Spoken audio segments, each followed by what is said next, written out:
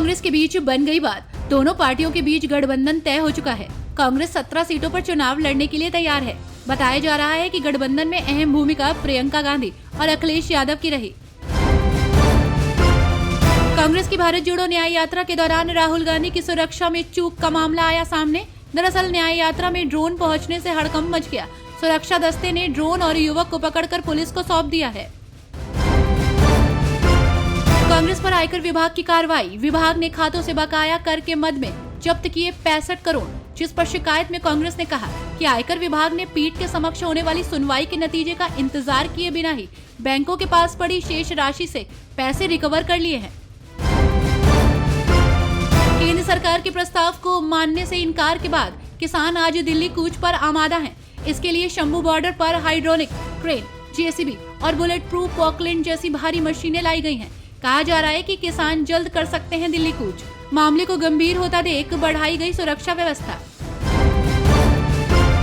केंद्रीय मंत्रियों से वार्ता को लेकर संगठन एकमत नहीं है। कुछ किसान नेता वार्ता को है तैयार, लेकिन कुछ का मानना है कि सरकार से अब तक बातचीत में कोई मसला हल नहीं हुआ है, तो बात करने से कोई फायदा नहीं।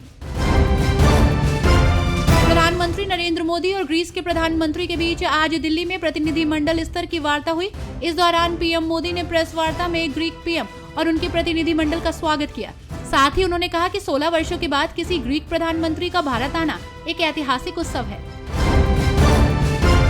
भारतीय किसान यूनियन के नेता राकेश टिकैत ने बोला सरकार पर हमला। उन्होंने हरियाणा के शंभू बॉर्डर की तुलना पाकिस्तान बॉर्डर से की है। साथ ही उन्होंने सरकार को ललकारते हुए कहा, या तो सुधर जाए, नहीं तो दिल्ली भी आ सकते हैं किसान। शरद पवार ने पीएम मोदी पर साधा निशाना।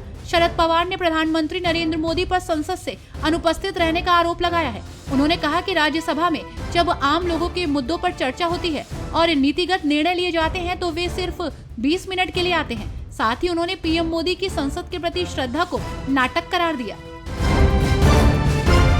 गठबंधन में चल रही अटकलों के बीच गुजरात की भरूच सीट पर आप ने उतारा उम्मीदवार, जिससे नाराज स्थानीय नेताओं ने खरगे को लिखा पत्र। दोनों पार्टियों के बीच अब हो सकती है इस मामले पर बात। विधायकों का संख्या बल कम होते हुए भी भारतीय जनता पार्टी ने राज्यसभा चुनाव में उतारा 8वां उम्मीदवार। 2018 की तरह इस बार भी बीजेपी ने राज्यसभा चुनाव में एक एक्स्ट्रा उम्मीदवार उतार दिया। ऐसे में हो सकता है बड़ा खेल।